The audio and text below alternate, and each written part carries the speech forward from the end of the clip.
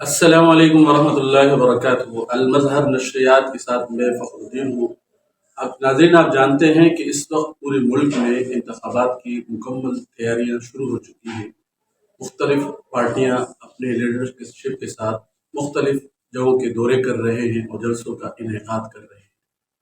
اسی حوالے سے آج ہمارے ساتھ ایک ایسی شخصیت موجود ہے، معروف سیاستدان، جمعیت علماء اسلام پاکستان کے ترجمان، مرکزی سیکرٹری اطلاعات جناب محمد اسلم غوری صاحب۔ محمد اسلم غوری صاحب سے آج مختلف سوالات کریں گے اور ان سوالات کو ناظرین تک پہنچائیں گے۔ غوری صاحب السلام علیکم۔ وعلیکم السلام بہت شکریہ، آپ تشریف لائیں۔ غوری صاحب، سب سے پہلی بات تو یہ ہے کہ الیکشن کمیشن نے انتخابات کا اعلان کر دیا ہے۔ اس اعلان سے جے وائی کس حد تک مطمئن ہے اور پورے ملک میں جے وائی کی کیا تیاری ہے؟ آپ نے سوال تو چھوٹا کیا ہے، جواب بہت بڑا ہے، لیکن کوشش کروں گا آپ کو اس کو مختصر کر کے جواب دے سکوں۔ یہ الحمدللہ ہمیشہ سے تیار رہی ہے، اور 2018 کے جعلی اور جھوٹے اور انتخابات جس میں پاکستان کی قوم کے ساتھ بہت بڑا فراڈ کیا گیا، ایک سلیکٹڈ شخص کو اس ملک کا وزیر اعظم بنایا گیا، تو 2018 کے اس انتخابات کے فوراً بعد سب سے پہلے ہم نے چیلنج کیا اس انتخابات کو، اور جمعیت علماء اسلام اسی دن سے نئے انتخابات کے لیے، صاف ستھرا اور صاف شفاف انتخابات کے لیے جمعیت علماء اسلام نے قدم اٹھایا۔ سب سے پہلے ہم نے قدم اٹھایا، ہم نے 16 ملین مارچز کیے، ہم نے آزادی مارچ کیا، اور ہم نے الحمدللہ وہ ایک جعلی حکومت کو اس کو خس و خاشاک کی طرح بہا دیا، اور مقصد ہمارا یہی تھا کہ ایک صاف ستھرا انتخابی ماحول پیدا کیا جائے۔ تو الحمدللہ ہم ہمیشہ تیاری میں رہتے ہیں، ہم آج بھی تیار ہیں، ہم کل بھی تیار ہیں، اور انشاءاللہ ہم امید و توقع رکھتے ہیں کہ 2018 والا تجربہ دوبارہ نہیں ہوگا، اور انشاءاللہ ہم ہر سطح پہ ہمارے کارکن گو کی مشکلات ہیں، ہمیں کے پی کے میں مشکلات ہیں، امن و امان کا مسئلہ بہت خراب ہے وہاں پر، خود پولیس اور امن و امان نافذ کرنے والے ادارے جو ہیں وہ اپنا شام عصر اور مغرب کے بعد اپنے تھانوں میں اور اپنے اپنے جگہوں پہ محدود ہو جاتے ہیں۔ اسی طرح بلوچستان کی صورتحال آپ کو پتہ ہے، پچھلے دنوں ہمارے کچھ ساتھیوں پہ حملے بھی ہوئے ہیں، اور ہمارے لیے مشکلات ہیں عوام تک پہنچنے کے لیے، عوام تک جانے کے لیے، اپنا مقصد بتانے کے لیے، تو مشکلات ہیں۔ اس کے باوجود ہم چاہتے ہیں انتخابات ہونے چاہیے، اور انتخابات کے لیے ہم انشاءاللہ بھرپور تیار ہیں۔ تو غوری صاحب، یہ جو مہینہ نومبر کا مہینہ چل رہا ہے، اس مہینے میں جے وائی نے بڑے بڑے جلسے کیے، پشاور میں بڑا جلسہ کیا، کوئٹہ میں، اور پھر کراچی میں، اور آج مری میں۔ کیا سمجھتے ہیں کہ جے وائی ایک مکمل طاقت کے ساتھ اکیلے اور تنہا الیکشن لڑے گی، یا مختلف پارٹیوں کے ساتھ سیٹ ایڈجسٹمنٹ کر کے الیکشن کا حصہ بنے گی؟ اچھا، اس کے ساتھ یہ بھی بتائیں کہ پی ڈی ایم جو اس وقت اتحاد ہے، برقرار ہے یا نہیں، اس کا کیا وجود ہے؟ پی ڈی ایم جہاں تک ہے، پی ڈی ایم ایک تحریک تھی، اور اس جعلی انتخابات کے خلاف تحریک تھی، اس سلیکٹڈ وزیر اعظم کے خلاف تحریک تھی، اس کی پارٹی کے خلاف ایک تحریک تھی، جس کو سب جماعتوں نے مل کے اس تحریک میں جس نے جس طرح حصہ ڈالا، وہ لیڈنگ کیا ہماری تھی، اس کو چلا ہم رہے تھے، قائد جمعیت مولانا فضل الرحمان صاحب سربراہ تھے پی ڈی ایم کے، اور بہت سے مقام ایسے آئے کہ ہمیں ایسا محسوس ہوا کہ تحریک کو ہم تنہا ہی چلا رہے ہیں، لیکن ہمارے قدم ثابت رہے، ہم کہیں بھی جگہ پہ نہیں ڈولے، اور الحمدللہ ہم اس میں کامیاب ہوئے۔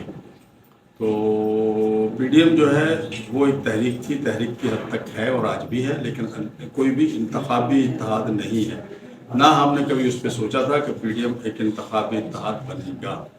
البتہ چونکہ ہم پی ڈی ایم میں 3-4 سال رہے، پھر اس کے بعد حکومت میں بھی ہم حصہ رہے، ہم نے پاکستان کے اس 3.5 سالہ دور حکومت نے جو پاکستان کو تباہ برباد کیا تھا، ہم نے کوشش کی کہ اس کو اس کھڈے سے تھوڑا سا باہر نکال کے لے آئیں، یا اس دلدل سے باہر نکالیں گے۔ اس میں دلدل میں ہم بھی کچھ دسے ہیں، ہمیں بھی اس کے اٹھانا پڑا ہے، اس کے مضمرات ہمارے بھی گلے میں پڑے ہیں، سیاسی طور پر نقصان ہوا ہے، لیکن الحمدللہ ہم نے ملک کو بچا لیا ہے۔ تو اس پورے عرصے کے دوران میں ہماری جدوجہد پی ڈی ایم میں یا پی ڈی ایم کی باہر کی جماعتیں جو حکومت میں بھی ہمارے ساتھ رہی ہیں، ان کے ساتھ ہمارے تعلقات اور ریلیشن بہت اچھے اور بہتر رہے ہیں۔ تو جب تعلقات اور ریلیشن اچھے ہوتے ہیں تو پھر آگے اتحادوں میں یا سیٹ ایڈجسٹمنٹ میں بھی وہی کام آتے ہیں. اور میں یقین سمجھتا ہوں کہ انشاءاللہ پی ڈی ایم کی جماعتوں کے ساتھ ہم پریفر بھی کریں گے, پرائرٹی بھی دیں گے, کیونکہ جو لوگ ہمارے ساتھ اس پورے 5 سال کی جدوجہد میں کسی نہ کسی سطح پہ شریک رہے ہیں, ہم آئندہ انتخابی اتحاد میں ان کے ساتھ سیٹ ایڈجسٹمنٹ ہو سکے. گزشتہ سندھ میں کافی عرصہ بدامنی رہی, اغوا برات تاوان کے کیسز ہوتے رہے اور بہت سارے اضلاع میں نقل بالخانی کے سلسلے چلتے رہے. جے وائی نے 22 اکتوبر کو امن مارچ کیا. امن مارچ جے وائی کس حد تک کامیاب ہوئی ہے اور سیاسی طور پر کہاں تک ان کو کامیابی ملی ہے؟ سندھ میں سیاسی اتحاد کے لیے, انتخابی اتحاد کے لیے کیا لائحہ عمل طے کیا جا رہا ہے؟ اس حوالے سے تھوڑی روشنی ڈالیں. سوال آپ نے بڑا ایسا کیا ہے کہ مجھے اس کا جواب تو دینا پڑ رہا ہے, تو ایسا لگتا ہے جیسے میں اپنے آپ کو, اردو کا ایک محاورہ ہے, اپنے منہ میاں مٹھو بناؤں, اپنی تعریفیں خود کروں. اور آپ چاہیں تو اس ہمارے 12 دن کی جدوجہد کو آپ اخبارات میں دیکھ سکتے ہیں, آپ میڈیا چینلز پہ دیکھ سکتے ہیں. ہمیں نہیں پتا کہ عوام کہاں سے آئے, کس طرح ہمارا استقبال کیا. ہم جس جگہ جا رہے تھے, جہاں پروگرام کر رہے تھے, اگر ہم کہیں 2 بجے کا ٹائم دے رہے تھے تو 5 بجے پہنچ رہے تھے. ہماری کوشش ہوتی تھی کہ ہم نے کہیں سے روانہ ہونا ہے تو روانگی سے آدھا گھنٹہ پہلے نکلیں, اور نکلتے تھے ہم آدھا گھنٹہ پہلے, لیکن جب مقام پہ پہنچتے تو ہم لیٹ ہوتے تھے. لاکھوں لوگ روڈوں پہ کھڑے ہوئے تھے, اور بہت سے لوگ ایسے تھے, بڑی تعداد ایسی تھی کہ جن کو ہم جانتے بھی نہیں تھے, پہچانتے بھی نہیں تھے. وہ ہمارے اوپر پھولوں کے ہار ڈال رہے تھے, ویلکم کر رہے تھے. پہلی دفعہ ایسا ہوا کہ جمعیت علماء اسلام کے جلوس کو اپنا کھپروں کے قریب خواتین نے روکا, اور خواتین نے کہا کہ ہمیں جمعیت علماء اسلام کی قیادت سے ملنا ہے. مولانا شور سمر اور دیگر ساتھی نیچے اترے, ٹرک وہاں گئے, جا کے ان سے ملے. ان ماؤں بہنوں نے ان کے گلے میں اجرکیں پہنائی اور کہا آپ نے ہمارا مقدمہ لے کے, اجلاس سانگڑ کی بات کر رہا ہوں, اپنا ہمارا مقدمہ لے کے اب چل رہے ہیں. تو سندھ میں عوام نے بہت ویلکم کیا, سوچا بھی نہیں جا سکتا تھا اس طرح. اور کوئی بھی سیاسی جماعت الحمدللہ ہماری طرح کوئی پروگرام سندھ میں نہیں کر سکتی. کسی کے اپنے اپنے پروفٹس ہوں گے, لیکن جمعیت علماء اسلام نے پہلی دفعہ عملاً ثابت کیا ہے. اس سے قبل باتیں تو ہوتی تھی, لیکن اس دفعہ ہم نے عملاً میڈیا کو, اخبارات کو, صحافیوں کو, عام شہری کو, اداروں کو, سب کو بتا دیا کہ جمعیت علماء اسلام سندھ میں پیپلز پارٹی کی متبادل قیادت ہے. ڈیموکریٹک اتحاد کے حوالے سے کیا اتحاد ہونے جا رہا ہے ابھی ہے یا نہیں؟ اس کے حوالے سے کیا لائحہ کس چیز کے تھا یہ سیاسی اتحاد, انتخابی اتحاد سندھ کے اندر؟ دیکھیے, سندھ کے اندر ہم نے کچھ خاکہ تیار کیا ہے, اور اس خاکے میں ہم نے ایم کیو ایم ہے, جی ڈی اے ہے, ان پارٹیوں کے ساتھ ہم نے کوئی ریلیشن ہمارے بن رہے ہیں, اور اب مسلم لیگ نون بھی اس میں آ گئی ہے. تو ہم نے خاکہ بنایا ہے, اس خاکے کے تحت دیکھیں, دعا کریں کہ اللہ تعالیٰ اس کو کامیاب کرے. ہماری کوششیں اور خواہشیں یہی ہیں کہ ہم انشاءاللہ سندھ کو متبادل قیادت کے طور پہ 15 سال جو حکمران رہے ہیں سندھ میں, انہوں نے جو سندھ میں دودھ کی نہریں بہائی ہیں, جس کی وجہ سے سندھ کے عوام بہت پریشان ہیں, تو ہم چاہتے ہیں کہ سندھ کے عوام کو تھوڑا سا ریلیف ملے. اس کے لیے ہم چونکہ سب جماعتوں کے ساتھ مل کے اتحاد کر کے اس میں جانا چاہتے ہیں, اور انشاءاللہ ہم سمجھتے ہیں کہ اس دفعہ اس انتخابات میں سندھ کو ان 15 سالہ حکمرانوں سے نجات ملے گی, جنہوں نے سندھ کو 15 سال گدھ کی طرح, جیسے گدھ نوچتا ہے کسی گوشت کو, اسی طرح انہوں نے سندھ کو نوچا ہے. میں سمجھتا ہوں کہ انشاءاللہ یہ مرحلہ اب دوبارہ نہیں آتا. مولوی صاحب, میرا آخری سوال فلسطینیوں کے حوالے سے. غزہ میں ظلم و ستم کے پہاڑ ڈھائے جا رہے ہیں. مولانا فضل الرحمان صاحب نے پورے ملک میں ان کی امداد کے حوالے سے مختلف اعلانات بھی کیے, اور مولانا حال ہی میں قطر ہو کر آئے ہیں, وہاں کے حماس رہنماؤں سے ان کی ملاقات ہوئی.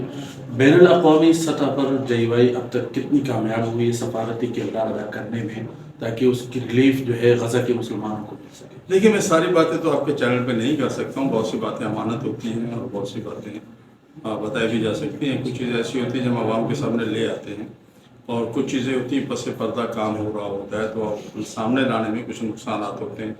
الحمدللہ حماس کو کونے میں لگا دیا گیا تھا, دیوار کے ساتھ لگا دیا تھا. عباس اکیلی کھڑی تھی. جن لوگوں نے حماس کو یقین دہانیاں بھی کرائی تھی کہ ہم آپ کے ساتھ ہیں, وہ بھی آپ دیکھیں کوئی اس کے قریب نہیں آیا.